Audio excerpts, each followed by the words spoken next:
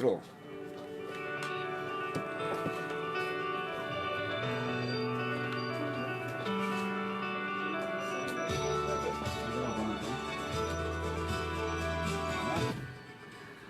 Olá, meus amigos, muito boa tarde na poderosa paz de nosso Senhor e Salvador Jesus Cristo, general que nunca perdeu uma batalha. Está entrando no ar mais uma edição do programa teológico da Rádio Musical FM. Ai, como eu falo todos os dias, quero saudar-lhes, dizendo: Reirene tu Kyriou, a paz do Senhor em grego bíblico, a paz do Senhor, meu irmão, a paz do Senhor, minha irmã, a paz do Senhor a você que abrilhanta esta programação. Hoje, conosco na técnica de som, o Paulo, também com a cooperação do Rafa, no apoio, nós temos aqui a Adriana, e você também, Ione Borges, e o pessoal, a Maria. Vamos trabalhar. Pastor, como eu faço para decorar esta frase que o senhor fala em grego, Reirene tu Kyriou, a paz do Senhor em grego bíblico? Olha, entra agora no meu Instagram, você vai encontrar no meu Instagram uma imagem com a frase grega, Reirene tu Kyriou, com aspiração áspera, com eta. Sabe que na faculdade muita gente dizia, é eta ou é eta? E o meu professor, doutor Henrique Graciano Muracchio, lá na faculdade, no curso de grego clássico da USP, ele dizia que o filósofo dizia que a ovelha faz bé, beta e eta, faz bé. Mas olha, entra lá, @Roberto Cruvinel, e você vai ver no Instagram esta imagem com o texto grego, a transliteração e o significado, ok? Comigo abrilhantando o programa, que é um amigo já de muito tempo, um homem extremamente habilidoso, escritor, professor de teologia, com conhecimento da palavra de Deus, e que tem sido instrumento nas mãos do Senhor, um ministro, que as pessoas nos considerem ministro, melhor que nós nos considerarmos, não é? E então, ele é considerado um ministro do Evangelho, chamado do Senhor, meu amigo, pastor na Assembleia de Deus, Ministério do Ipiranga, ele que é empresário, professor. Depois de tudo isso, o pastor Elias Soares, Reirene tu Kyriou. Shalom Haverim Lekulam, Shalom Havarat Lekulam, ou seja, paz a todos os irmãos. Muito bem. Maravilha. Nós já estamos transmitindo. Não sei Posso se você... mandar um abracinho para digníssima pode. Se você não mandar, não é você. Vai lá. Não, um beijo para minha digna esposa. Digníssima, né? Tem que estar no superlativo sintético. Manda lá. Adjetivo. Um beijo para minha digníssima esposa Débora Soares, a quem amo. Um beijo para você. Um beijo para Abigail, para o Davi Soares, para todos os irmãos. E se o pastor João Aguiar, lá de Salvador, eu já mandei a sua live para ele. Maravilha. Se ele estiver na sintonia, um abraço para você, pastor Marcelo, para todos vocês que estão em Salvador. Ele tem a intenção de nos levar lá para ficar 4 dias comendo lá aquele, cuscuz com carne... Carajé. Não com aquela carne seca. É bom entendendo? demais. Carne de sol e tal. Prepara aí esse... Nos levar, você colocou no plural, então, opa! Aleluia! É um plural majestático. Sei. Pastor João, Deus te abençoe, viu? Ioannes, João em grego. Vamos lá, pessoal, vamos trabalhar. A live já está no ar. Você pode entrar aqui no nosso Facebook, Roberto Cruvinel. Vou repetir, Roberto Cruvinel. Tem aí a foto da minha esposa comigo. E você pode, aliás, o meu beijo, minha princesa, pastora Sueli Gilardi Cruvinel. Ela é 1,5 milhão de beijos, ela é artesã. Se você quiser entrar no canal dela e aprender sobre artesanato, fazer tapete, entalagares e tudo mais, é só entrar, Sueli Gilardi Cruvinel no YouTube, tá bom? Vamos trabalhar, gente? Olha, estamos aqui no Facebook, Roberto Cruvinel. Gostaria que você compartilhasse a live. Já compartilhou a live no seu Facebook, pastor? Oh my God. Compartilha agora. Para o pastor. Não, compartilha agora. Como é que é isso? Vem aqui no compartilhar. Eu vou ter que desligar o meu áudio aqui, pastor. Então vamos lá. Mas tudo bem, então. Vai. A senhora, sua esposa, irmã... Ela tem que compartilhar agora, tá, irmã Débora? Vamos lá. Então compartilha a live, vamos trabalhar. Compartilha aí, Abigail, ela tem acesso. A Abigail também compartilha.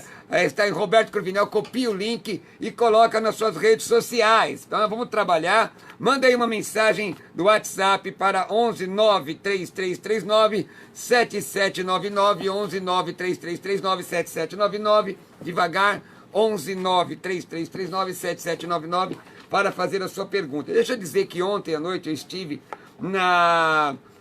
falando na Semana Teológica do Seminário Quírios, na rua Eleodoro Evano Pereira, e foi uma grande bênção. Hoje um outro colega estará ministrando lá, amanhã haverá debate lá.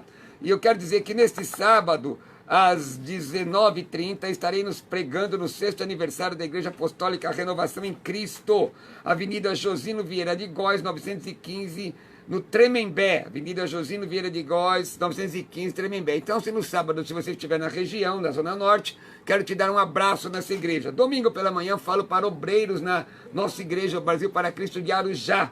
E depois, às 3 da tarde, eu prego na igreja de um grande amigo, apóstolo Sérgio Sora, às 3 da tarde, na Igreja Vida em Cristo, Avenida Celso Garcia, 1777. Celso Garcia, 1777. Se você quiser estar comigo no domingo à tarde, na Celso Garcia, eu quero te dar um abraço, orar contigo.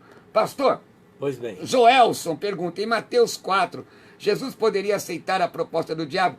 Antes do senhor responder, quero dizer que nós estamos tentando aí, o pastor, vamos tentar ser bastante rápidos, né?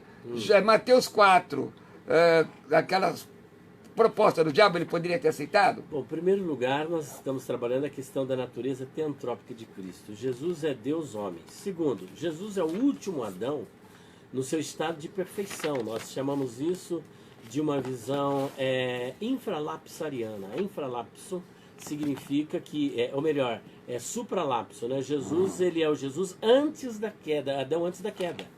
Então, Jesus, ele representa o Adão antes da queda, ou seja, ele não participou de uma natureza decaída, apesar de ter nascido de Maria, visto que foi uma obra do Espírito Santo.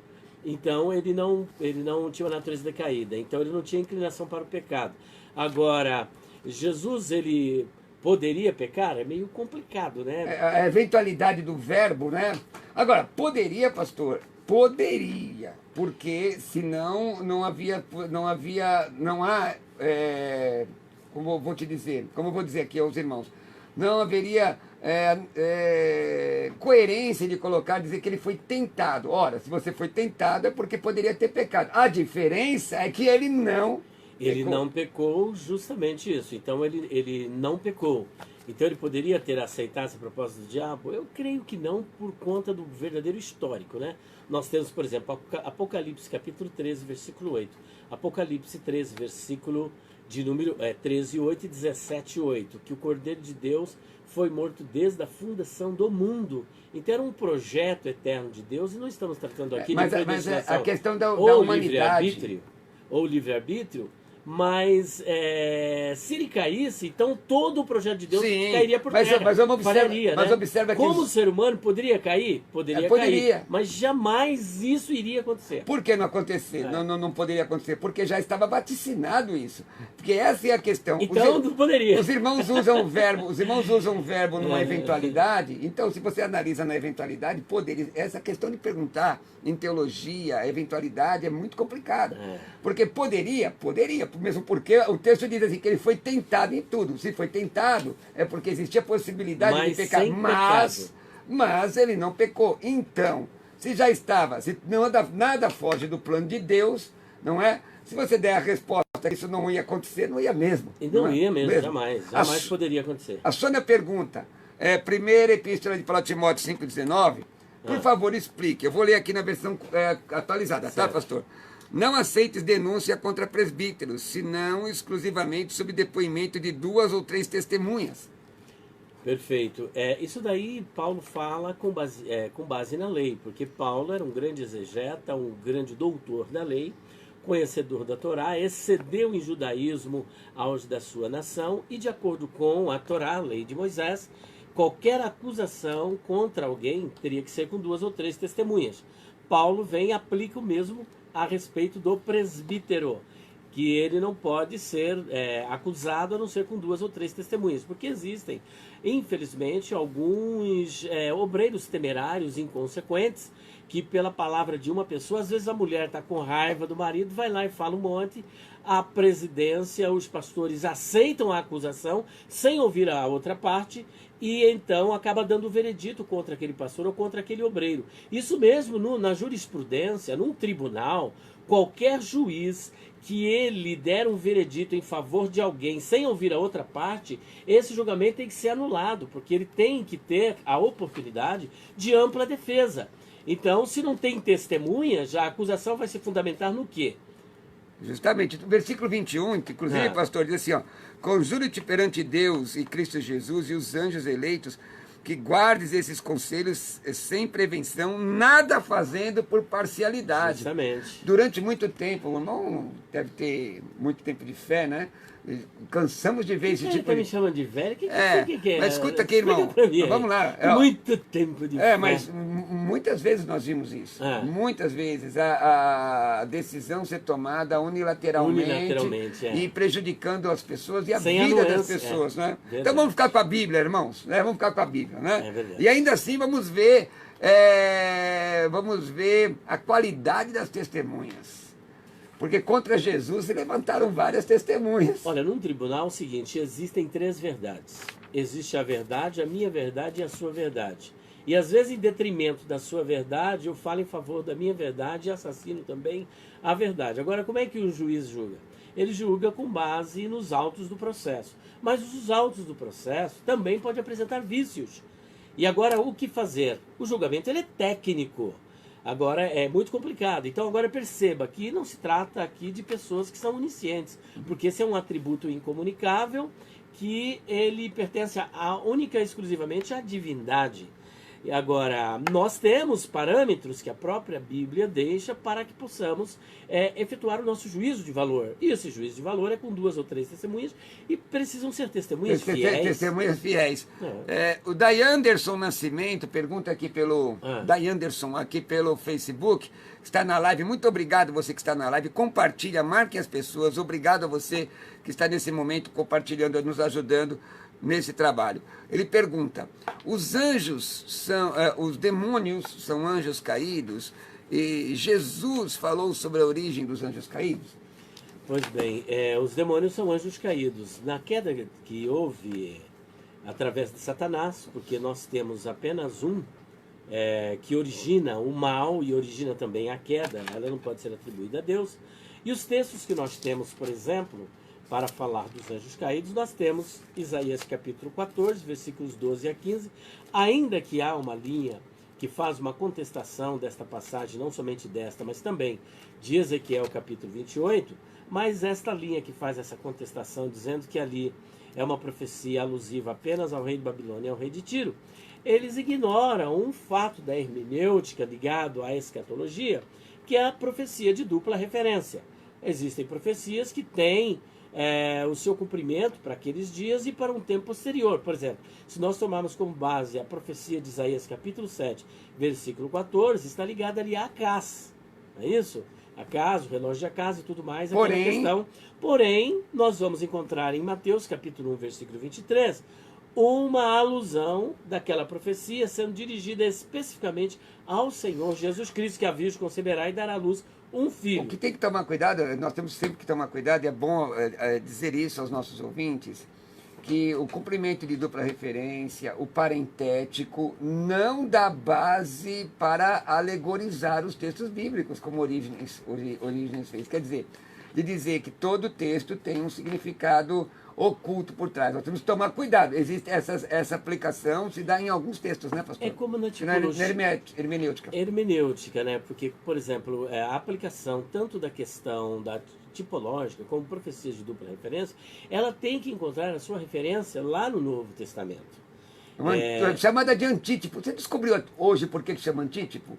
Você conseguiu descobrir? O tipo e o antítipo. Você descobriu? Aquele que é contrário ao tipo. Então, Porque anti é contrário.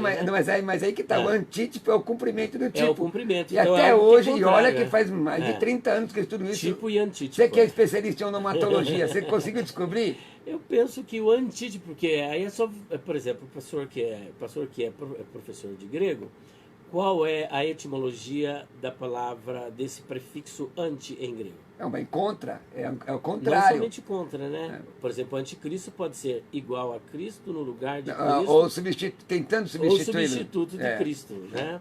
Então eu penso que deve ter por alguma Eu dessas achei. né? Procura aí. Você que é um homem do nome. Porque tipos, né? A questão eu sempre achei interessante isso, antítipo, não é? Uma coisa estranha, porque na verdade é um cumprimento. Olha, tem uma pergunta aqui do Fábio, acabou de mandar aqui através do 11, 9, acabei 3... não respondendo a pergunta, Perdoa, né? então continua, perdoa. Os demônios, afinal de contas, são anjos caídos? São, porque aí você tem a queda de Satanás em Isaías 14, Ezequiel 28, depois nós temos uma alusão em Lucas capítulo 10, versículos 18, 19 e 20, onde Jesus diz, eu via Satanás caindo como um raio, o verbo aí cair está no pretérito perfeito, né? Onde ele está vendo uma ação em desenvolvimento. Depois nós encontramos Paulo, por exemplo, em 1 Timóteo capítulo 3, versículo de número 6, que quando você for separar um obreiro, ele não pode ser neófitos, ou seja, um recém-convertido, para que se ensorbebecendo não caia na condenação do diabo, que justamente é denunciada por Isaías e por Ezequiel, que foi o orgulho, a soberba de subir e ser igual a Deus. E depois Apocalipse. Uma coisa que é importante nós dizemos que essa teologia que está sendo apresentada aqui, pastor Elias, que eu estou colocando, é uma teologia, nós somos teólogos do movimento pentecostal clássico. Teologia bíblica. Irmãos reformados, inclusive, não aceitam essa interpretação de Ezequiel 28, porém existe substanciação muito forte daquilo que está sendo dito com relação... Eles não aceitam muita coisa, eles não aceitam o batismo com o Espírito Santo, eles não aceitam a atualidade dos dons. E nisso eu quero responder uma pergunta aqui. O Fábio me pergunta, essa eu vou responder. Porque alguns crentes falam tanto em línguas estranhas se o apóstolo Paulo combateu essa prática. Bom, Fábio, você não deu o texto, mas provavelmente o texto a que você se refira seja a primeira epístola de Paulo aos Coríntios, capítulo 14, versículo 19.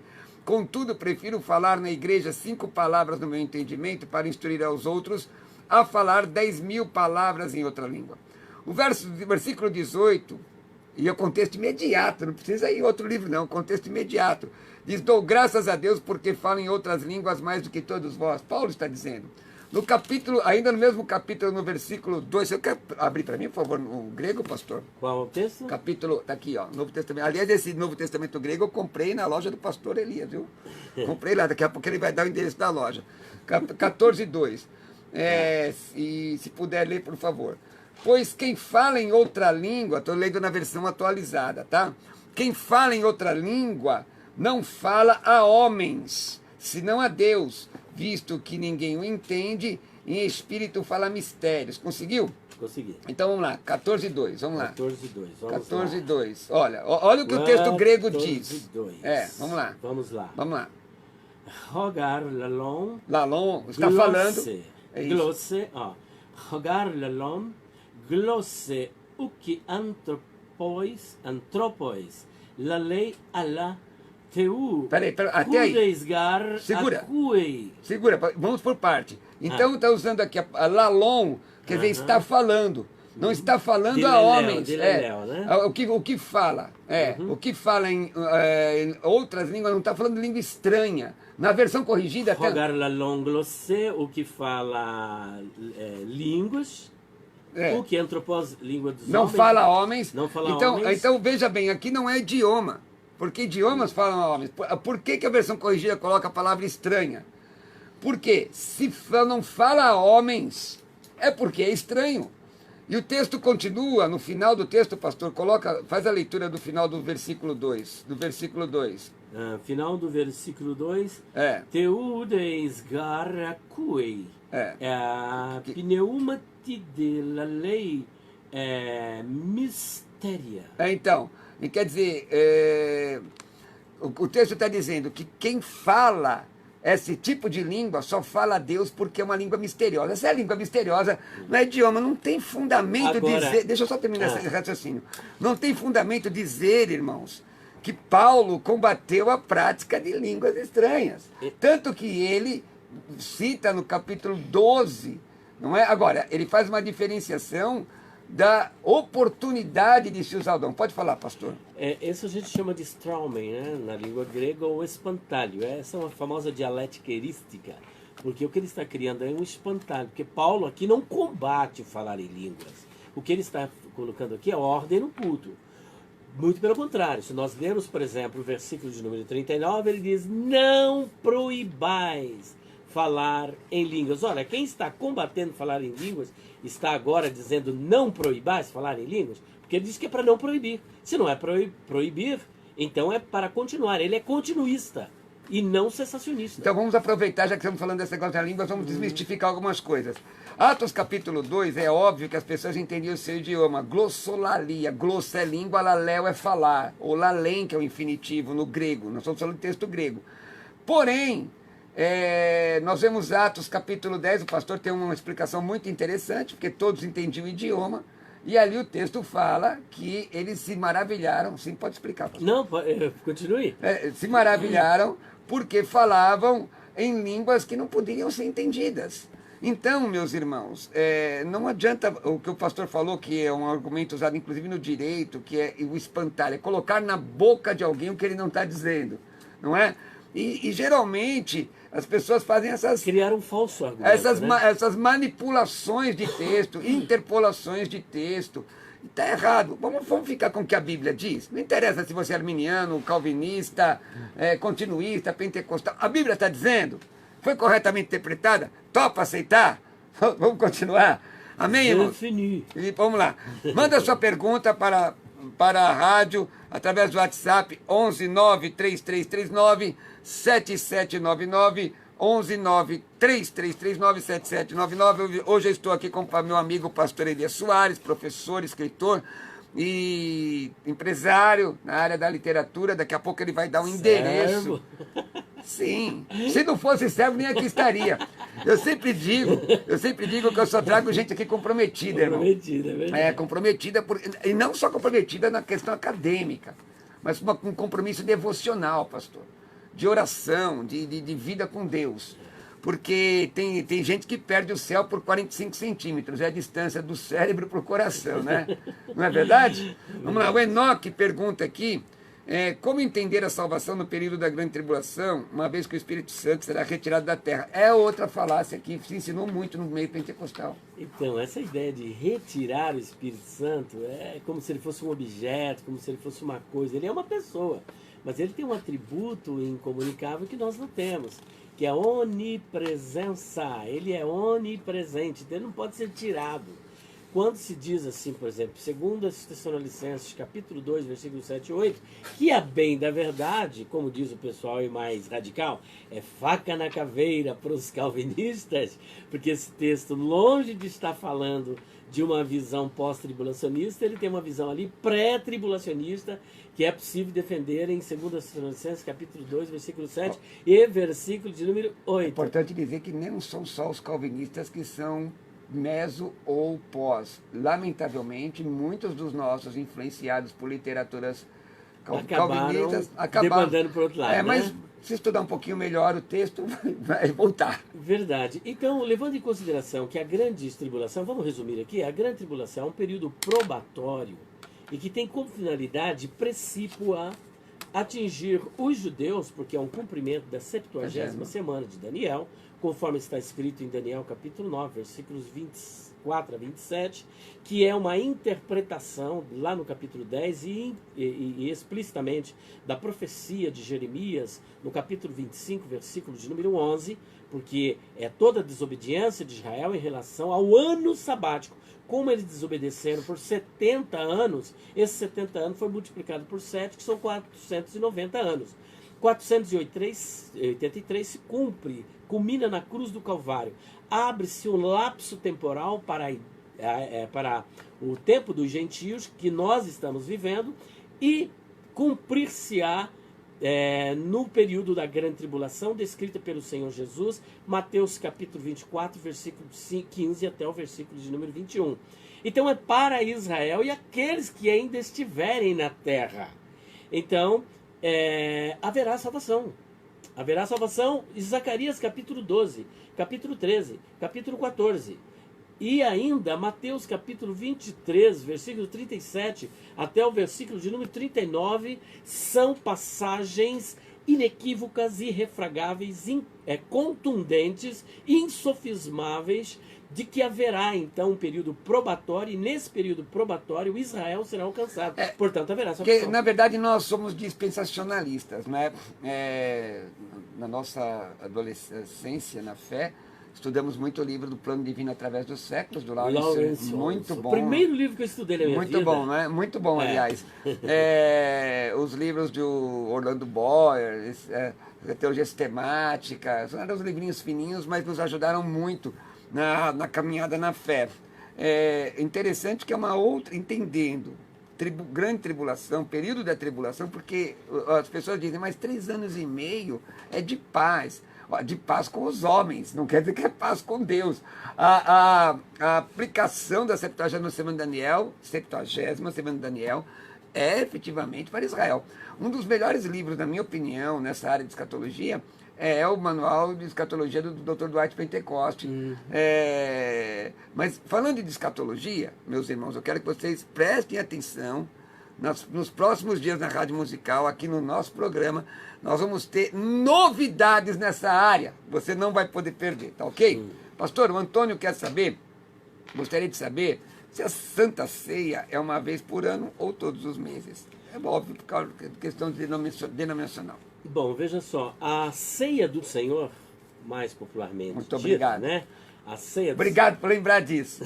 Entra lá no meu site que tem um estudo sobre ceia do Senhor, pastorrobertocorvinel.com.br. Vai lá. A ceia do Senhor é uma versão cristã da Páscoa judaica, podemos dizer assim, porque há uma simbologia em ambas as festas, né? A ceia do Senhor é a maior festa do cristianismo e a Pesach, Hag Pesach, a maior festa dentro do judaísmo, porque a Páscoa judaica, ela simbolizava a libertação do povo ali do Egito. E aí tinha os elementos da Páscoa, né? Tinha as ervas amargosas, tinha o pão sem fermento, tinha o cordeiro. Agora, 2 elementos que são comuns, melhor, nas 2 festas. É o cordeiro. Só que o cordeiro lá na Páscoa era oferecido morto. E o cordeiro da ceia foi oferecido vivo. Agora, o que é que ele disse?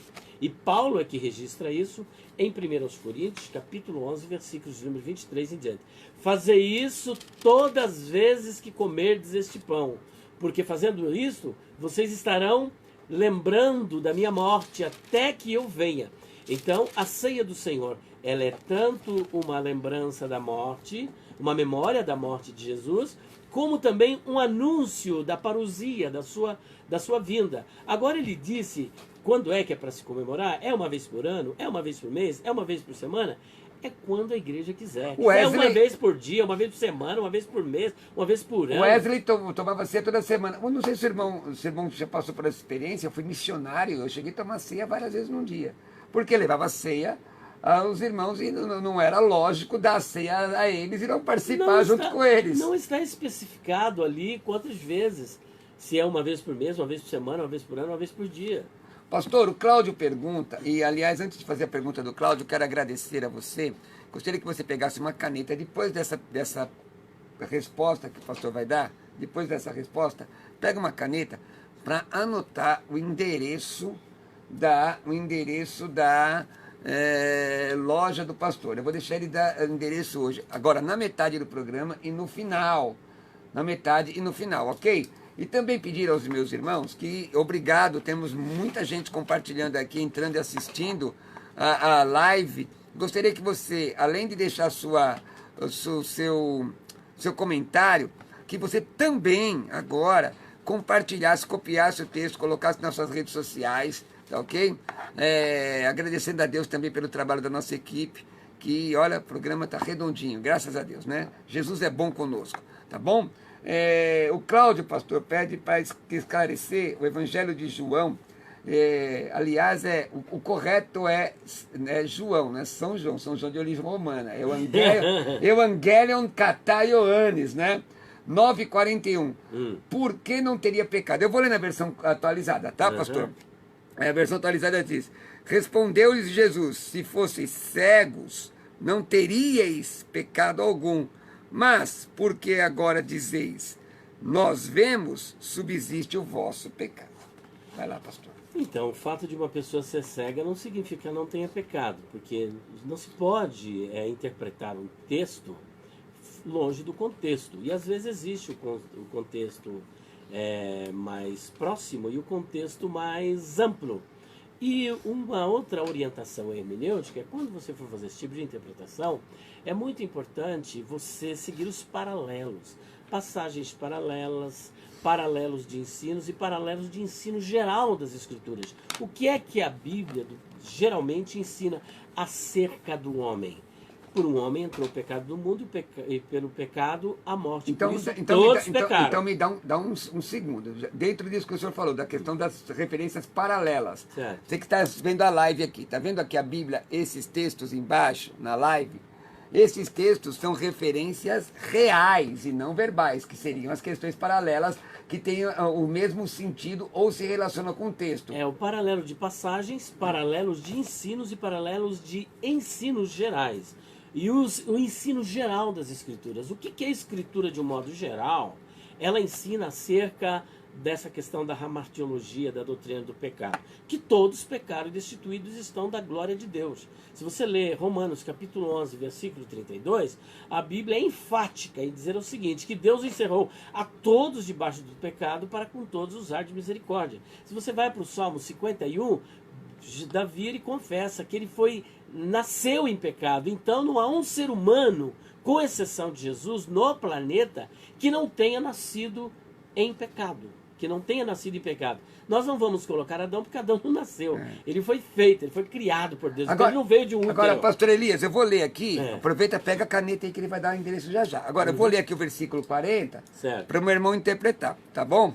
É o contexto remoto. Porque essa questão, inclusive, desses textos paralelos, que muita gente ainda usa concordância para fazer estudo, e ali é referência verbal, não é referência real. E às vezes a palavra cego não quer dizer a mesma coisa em um outro texto. Veja o versículo 40. Bom, o caso, Jesus tinha operado um sinal, e no versículo 40, alguns dentre os fariseus, para variar só poderia ser, né? Alguns dentre os fariseus que estavam perto dele perguntaram, acaso também nós somos cegos? Quer dizer, usando a palavra cego num contexto diferente. E aí diz, respondeu-lhe Jesus, se fosseis cegos não teríeis pecado algum. No cego aqui não significa o quê? Significa não enxergar literalmente ou não ter o entendimento. Não é isso? Agora, esse não pecado algum não significa que eles não nasceram em pecado. Que não tem a natureza pecaminosa. Vocês não seriam culpados por conta de não saber, porque a pessoa, por exemplo, que ela não tem conhecimento da lei, não tem conhecimento de um crime, então o que acontece? Ela é inimputável perante a lei. É como, por exemplo, os aborígenes. Eles são inimputáveis, visto que não fazem parte da civilização. Então eles não conhecem as leis, não conhecem nada da civilização. Aí tem aquela pergunta, mas como é que faz a salvação deles? Irmãos, não temos essa resposta. Isso aí é coisa com Deus. Agora, não é que um índio não tem pecado, porque ele nasceu em pecado. Justamente. Agora, como se a salvação é só por Jesus, teve aquele livro, Fator Melquisedeque, salvação só por Jesus, existem situações, pastor, que mesmo estudando décadas, e não se tem resposta. E nós temos que ter humildade de dizer que Deus está no controle de tudo. Mas digamos assim, que a salvação é só por Jesus mesmo. É só por Jesus. Só por Jesus, tanto no Antigo quanto no Novo Testamento. Atos 2:21, não é?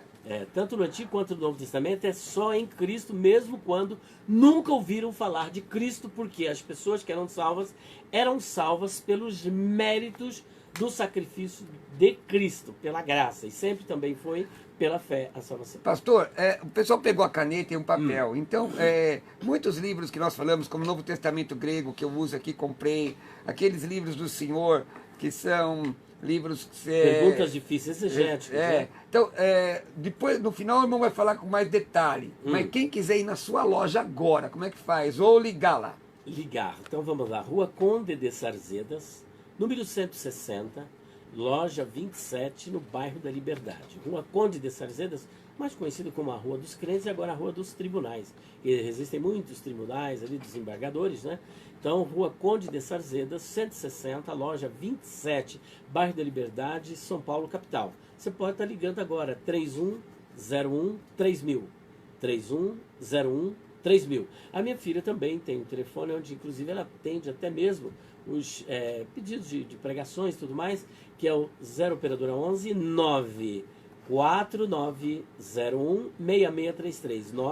94901-6633. E tem o meu celular, que não adianta você ligar agora, que é o 0 operadora 11 946263000.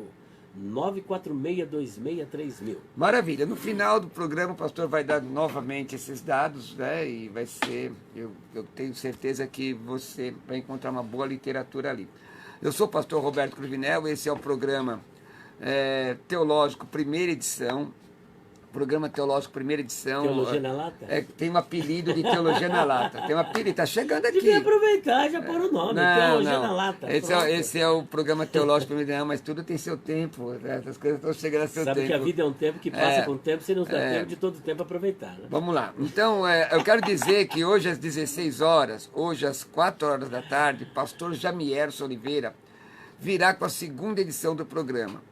Então, nós temos os debates às 11 da manhã, depois nós temos o programa Teológico, primeira edição, e às 16 horas, às 4 horas da tarde, nós temos este programa dirigido pelo pastor Jamierson Oliveira, um pastor, professor muito competente, que vem trazendo matérias específicas da teologia cristã.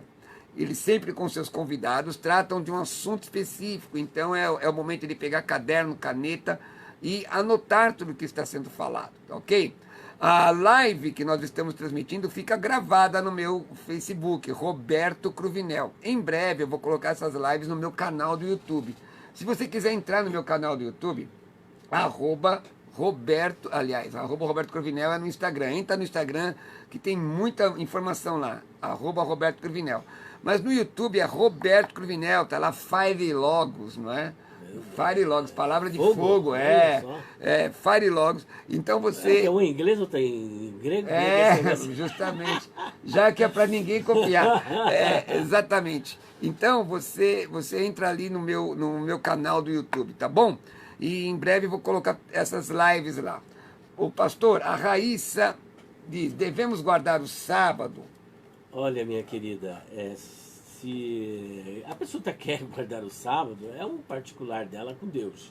Mas no cristianismo não existe nenhuma recomendação sobre a guarda do sábado. A guarda do sábado, ela foi uma observância específica para os judeus, e você pode ler, por exemplo, o texto de Deuteronômio, capítulo 5, versículos 12 a 15, porque o sábado ele era um memorial para que os judeus, os hebreus, se lembrassem que eles foram escravos na terra do Egito, e lá na terra do Egito eles não tiveram descanso de nenhuma hora, trabalhavam constantemente, ali o trabalho era penoso, afanoso, e por essa razão o Senhor deu o sábado para um dia de reflexão, para que eles se lembrassem, assim como a Hag Pesach também era uma memória da libertação do Egito. Então as festas, elas tinham um caráter didático, um caráter de lembrança, simbólico.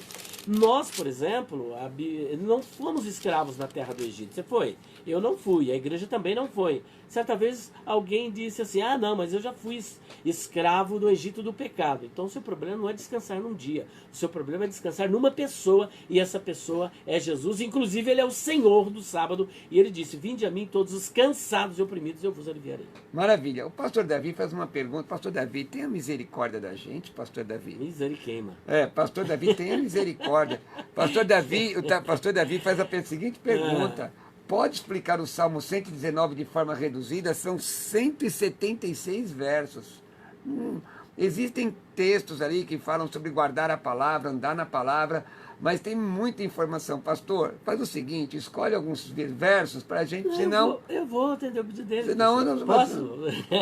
Não é que eu tenho essa capacidade. 30 não. segundos você tem, vamos lá. Pode ser, Então 30 vamos lá. segundos. O Salmo 119, em primeiro lugar, é um acrônimo. O que é um acrônimo? Ele está distribuído de acordo com o alfabeto hebraico, que são 22 consoantes, e você vai ver que há estrofes de 8 versos, 22 vezes 8 vai dar 176. Agora, o que é o Salmo 119? Uma exaltação, uma homenagem, uma glorificação à palavra de Deus, porque você vê que cada verso ele vai tratar a respeito da palavra de Deus. Leia verso por verso, os mais conhecidos, Salmo 119, versículo 9, como purificará o mancebo o seu caminho? Observando segundo a sua palavra. Depois, guardei a tua palavra no meu coração para não pecar contra ti. Ó, quão doces são as tuas palavras ao meu paladar, mais doce que o mel à minha boca. Lâmpada para os meus pés e a tua palavra ela é luz para o meu caminho. Então, é uma exaltação à palavra de Deus. Sim, traduzindo é isso. mas são 170, porque às vezes existem Como peculiaridades, diz né? outra assim, é um repeteco e outras com palavras diferentes, mas exaltando sempre a palavra de Deus, mostrando para o homem que nós devemos andar na palavra, viver na palavra, respirar a palavra, comer a palavra, pregar a palavra e por aí vai. Olha, João Lúcio diz, trabalho nas ruas e encontro muitas vezes dinheiro na rua. Muitas Que vezes. maravilha. Que bom, João Lúcio. E o que fazer com esse dinheiro, já que não adquiri com o meu trabalho? João Lúcio. Gasta, meu filho. Se você viu que foi de alguém, devolva. Devolva. Aparecido pergunta, o Salomão foi salvo ou não? Olha, departamento de salvação é somente com Deus, mas eu posso lançar aqui Vislumbre. algumas hipóteses, algumas ilações. O que ocorre? Se nós analisarmos 2 Samuel, capítulo 7, versículos 12 a 15, o Senhor diz que não afastaria de Salomão a sua misericórdia. Ele tem o seu nome dado por Deus como Shlomo, que significa pacífico, e depois ele recebe um outro nome que nem todos conhecem, mas ele tem um segundo nome, que é Jedidias. Jedidias vem do hebraico, que significa amado por Iavé. Depois nós temos Eclesiastes, que é do segundo reinado de Salomão, onde no capítulo 12, no final, ele escreve que todo o dever do homem consiste em obedecer a Deus, em amar a Deus, observar os seus mandamentos. Agora, veja só. Agora, só que lá no capítulo 11 da primeiro livro dos reis, existe ali, olha, um elenco de pecados, de apostasia, de idolatria de Salomão, mas fato é que no final ele se arrepende, como Manassés, que fez muito pior do que Salomão, porque ele chegou ao ponto de sacrificar o filho dele, oferecer a Moloque para ser queimado. Mas lá na Babilônia, em escravidão, ele se arrepende, Deus o perdoa e traz ele novamente para Jerusalém. Aí ele coloca que, o texto coloca que ele dormiu com seus pais. Você está me entendendo? Existem intérpretes que entendem que essa expressão só se aplica a pessoas que terminaram sua vida com Deus. Agora, eu acho interessante, pastor, essa questão do livro de Eclesiastes, vanita, vanitatus, et hominia, vanitas, vaidade. Tá em latim. Vaidade de vaidade, tudo é vaidade. Muita gente interpreta equivocadamente esse livro, o livro inteiro, dizendo que é o livro de uma pessoa amargurada. Na verdade, é um livro de constatação, que tudo debaixo desse céu é passageiro, e de tudo isso, o que importa, como o irmão falou no final, no capítulo 2, ele termina inclusive para os jovens, lembra-te do teu Criador no dia da tua mocidade, antes que venham os maus dias e os anos dos quais dirá. Não tem neles. Lembra quando você tinha cabelo, que eu também tinha cabelo? Bom. O senhor lembra quando nós dois tínhamos cabelo na mocidade, cantando aqui. Não, quando você tinha cabelo, não me lembro, porque eu sou bem mais novo. Não é não. Eu já te conhecia assim. Não é, irmão, não é não. Irmão, não lembro de nada. Nós cantávamos na mocidade. Muito em breve vai sair uma notícia de um povo que desapareceu. Nós ouvíamos esse texto. E o livro termina assim, o livro não é o livro de alguém recalcado com problema, não. O livro é de uma constatação de alguém que vê debaixo desse céu, tudo é passageiro. Vamos lá? O Vanderlei pergunta, eu parei porque eu pensei que você ia continuar. Não, eu ia continuar, mas você pegou o papel, eu falei, O Vanderlei pergunta, por que Jesus se batizou? É que aqui, irmãos, eu e o pastor somos amigos e para nós aqui é um bate-papo. A gente vai batendo papo e vai edificando o povo. É verdade. Por que Jesus se batizou? Bom, sendo bem objetivo, ele responde no texto para que cumprisse toda a justiça e também para nos deixar o exemplo, visto que existem duas ordenanças bíblicas, né? A ceia do Senhor e o batismo. Porque lá em Mateus capítulo 28, versículo 19 em diante, também você tem Marcos capítulo de número 16, e o Senhor, ele recomenda que se faça o batismo. Existem aí alguns por aí que dizem que o batismo é coisa da lei, mas foi o Senhor Jesus que instituiu. Pedro, ele batizava, Paulo também batizou a família de Estéfanas, ele batizou várias pessoas, conforme está em 1 Coríntios capítulo 1. O próprio Paulo foi batizado. Então, o que temos? Ele deixou o exemplo e os apóstolos seguiram. Cumpriu a lei. E nós devemos seguir. Maravilha.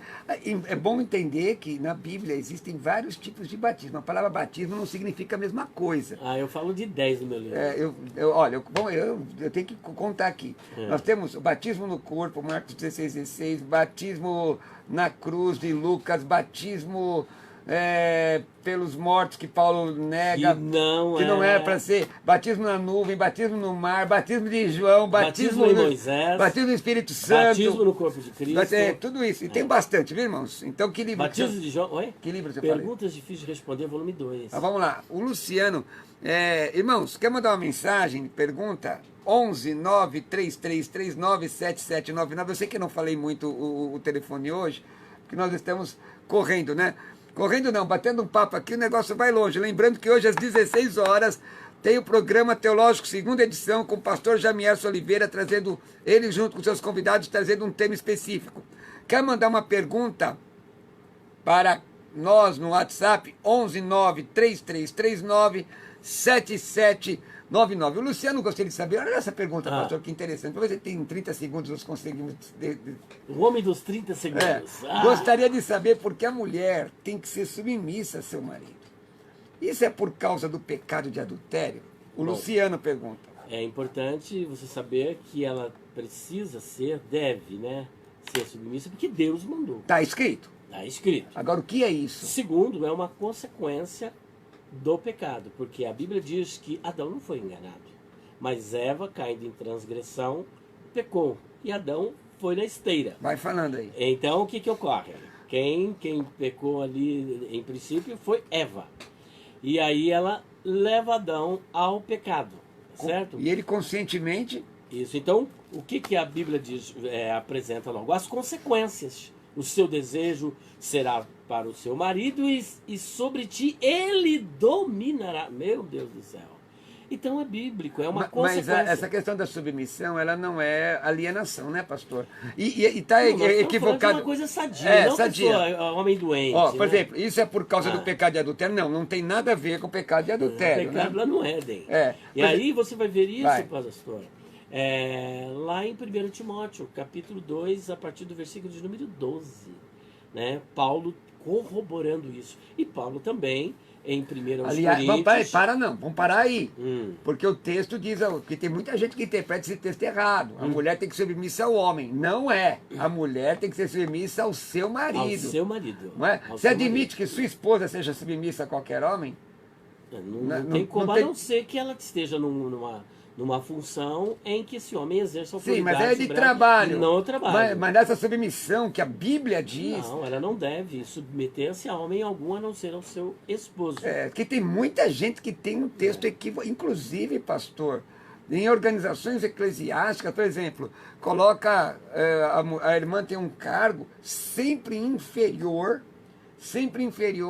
ao menor cargo do homem. Existem organizações eclesiásticas assim. Eu na verdade, congreguei num lugar assim há muitos anos atrás, não é? Muito estranho isso. O texto grego, inclusive eu tenho um estudo no meu site, pastorrobertocrovinel.com.br, que fala sobre o ministério da mulher. E eu mostro que essa palavra tem a ver com o marido. Agora, me fala um pouco sobre a questão da submissão e a questão do marido amar a mulher como Cristo amou a igreja. Justamente. Por favor, pastor. Então, existem duas cláusulas cláusulas pétreas, né? Que são inamovíveis e que devem ser obedecidas à risca, pelo menos em tese. É É claro que não é isso que a gente observa, mas o mandamento está aí. Tá lá. É Efésios capítulo 5, a partir do versículo de número 22. Paulo vai tratar justamente essa relação familiar, o papel da mulher e o papel do marido. A mulher tem um verbo que ela não gosta, né? Que lá no mundo, na escola secular, começa com A, B, C, D. Mas na igreja é obedecer. Esteja sujeita em tudo, obedeça em tudo ao seu marido. Só que aí também existe um verbo que ele é próprio, interessante, que é mais para o homem que ele é taxado. Amai a vossas mulheres, Imperativo. como Cristo amou a sua igreja, ao ponto de dar a vida por ela. E aí que é a pergunta, você tem condições de dar vida pela sua esposa? Então, aí assim, eles foram íntimos, né? Mas pelo menos deveria ser assim. Deveria Mas não é ser só assim. pela sua esposa. A Bíblia diz, Jesus, ele apresenta 3 níveis de amor. Ele apresenta, por exemplo, o amor que está lá na Torá, que amai os vossos amigos e aborrecei os vossos inimigos. Mas só que na Torá diz assim, só que lá, por exemplo, em Mateus capítulo 5, 7 e 8, que é o Sermão do Monte, que nós chamamos da Constituição do Reino de Deus, ele diz o seguinte: amai os vossos inimigos, falai bem dos que falam mal de você. Olha só. Falar bem de quem fala mal de você, Aliás, de quem te persegue, de quem calunia. Olha só. Fala sobre aquela questão rapidamente, pastor. Leshon hara. Isso, 30 segundos mesmo. O homem dos 30 Não, segundos. é porque nós estamos chegando ao final. E eu Tá acho bom. que é importante, se você puder citar o link onde está esse vídeo, Tá. que é muito importante. Irmão, presta atenção agora no que o pastor vai dizer sobre o estudo dele, sobre a questão da língua. A língua má. língua Lashon má. hara significa língua má. Que Lashon é língua e hara é o mal, né? Então é a língua má. Que está lá em Levíticos, parece que 16, 19, 19, 16.